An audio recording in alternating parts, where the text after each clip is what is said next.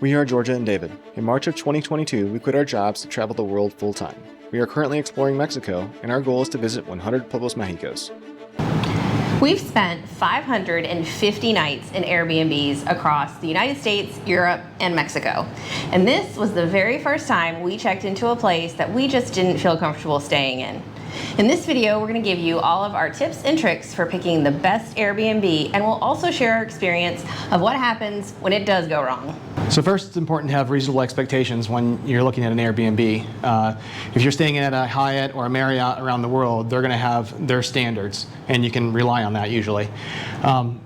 When you're talking about Airbnbs, you got a home that's owned by an individual, and so their standards might be a lot different than yours, and you're definitely going to have cultural differences such as layout and supplies and their furnishings. Most of our stays have been in Mexico, and here air conditioning and clothes washers are rare. Bathtubs, dryers, and dishwashers are nearly unheard of. In Airbnbs here, you may not be able to flush your toilet paper due to old or narrow plumbing.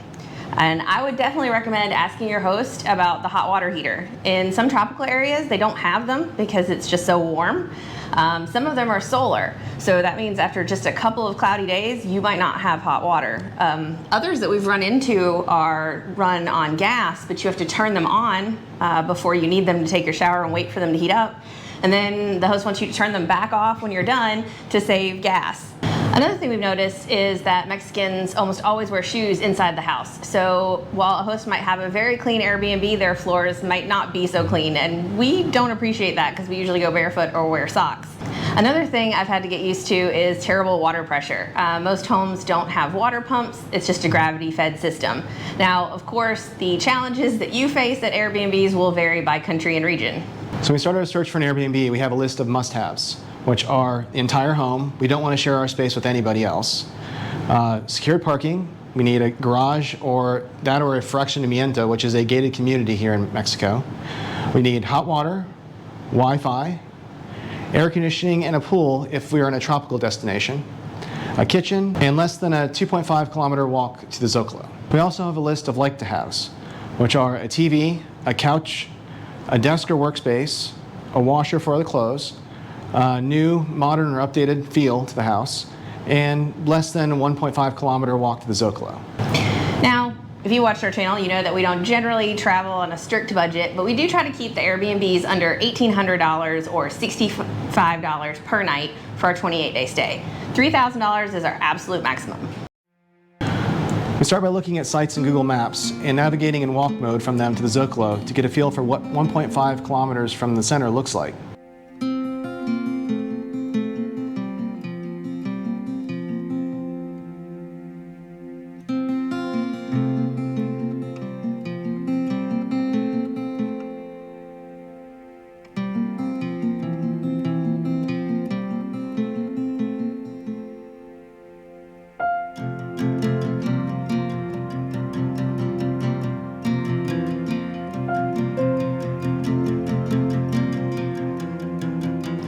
We then open Airbnb on our laptop. I don't know why, but on a mobile device, Airbnb just doesn't show as many options. We filtered our dates and all of our criteria, both wants and needs, adjust the price, and then zoom in on the map to the target area. Sometimes we're left with lots of options, other times nothing is left. In that case, we uncheck all of the like-to-haves, or raise the budget, or zoom out on the map. Sometimes we have to do all three. Once we have a list of properties, we start reading the reviews, and I mean really read them. You have to read between the lines.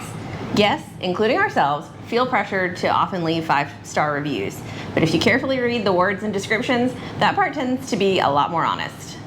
The next thing you need to do is really study the pictures. A lot of times the pictures are taken in a way to make the house look bigger, brighter, cleaner, or newer than it really is. If there's no picture of the kitchen or the bathroom, there's probably a reason they left it out. One thing to look for in many parts of the world is if there's a separation between the shower and the rest of the bathroom. Wet rooms are very common, and we don't appreciate them. We also ask our host to provide pictures of their parking situation, because a lot of times the host will check the box for on-premises parking when they really meant they have street parking. We also like to know if our Jeep will fit in their garage situation. Also in Mexico, a house may list air conditioning, but it might only be in one of the bedrooms. So I suggest checking the photos to see where all the units are located. Another thing we've noticed is sometimes the host will check at having a dryer as an amenity when they really mean mean that they just have a clothesline. We've also noticed a trend of some hosts using uncomfortable outdoor furniture inside, so take a good look at that couch and make sure you'd be wanting to spend some time on it. Always read the house rules. Some hosts really show they're crazy in those rules. There can be huge unreasonable lists of chores. Sometimes they'll list that they actually charge for electricity separately, or that you're gonna have to pay for required cleanings weekly. We've even seen charges for fresh linens, high deposits. All these things will be listed in the house rules, so just read them carefully. And if you need fast internet for your work or whatever, you definitely ask your host about it, because a lot of times we've stayed in places where they had 5 megabits per second or less, which you can basically check your email and that's about it. Now when we rent a pool, we ask about the maintenance schedule. We rented a whole house in Acapulco, and the owner wanted the gardener, his wife, who was the cleaner, and their daughter to be at the property every weekday from 10 a.m. to 5 p.m. Obviously, that wasn't giving us very much privacy, so we had to renegotiate that schedule, but we always check now ahead of time. Even with all of this experience and caution, we ended up booking a place that we just didn't feel comfortable staying in. We arrived after a very long 6-hour drive. We were hungry and we were tired, so we quickly walked through the place, we unloaded the Jeep, and we headed to a restaurant. When we got back, we realized we didn't have any Wi-Fi. Then we saw the camera in the dining room facing the living room.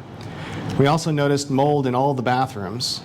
The master bedroom had large windows facing the street with only sheer shades, so at night, if you had the light on, the whole neighborhood could see into your bedroom. There was hair, dirt, and dead bugs everywhere. Unfortunately, it was now super late, and we had no Wi-Fi and no cell service in this little tiny town.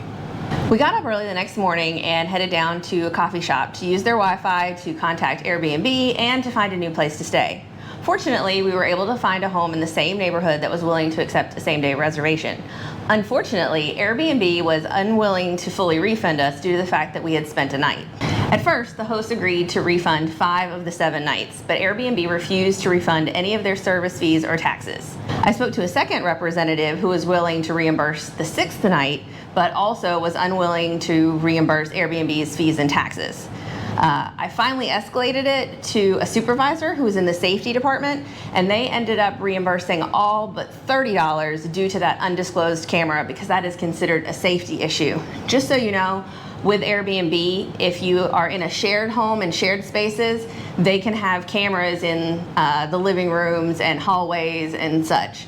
But if you have a whole house rental, they're only supposed to have cameras in the front or back of the home that have to be disclosed. So this camera that was in the dining room facing the living room that was not disclosed was completely against policy.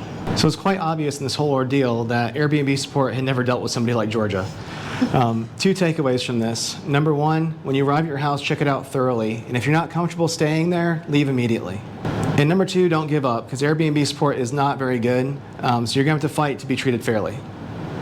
Despite this experience, we will continue to use Airbnb. Since we travel full-time, having a whole house is amazing. I don't think that I could travel forever if I didn't have access to a full kitchen or a real living room to relax in. Also, spending a month in local homes allows us to get to know shop owners and neighbors and gives us a sense of community. So, even with Airbnb's flaws and terrible customer service, we will continue to use them. I hope that our tips and tricks will help you when you are booking your next Airbnb. And if you have any tips of your own, please leave them down below. Thanks for watching.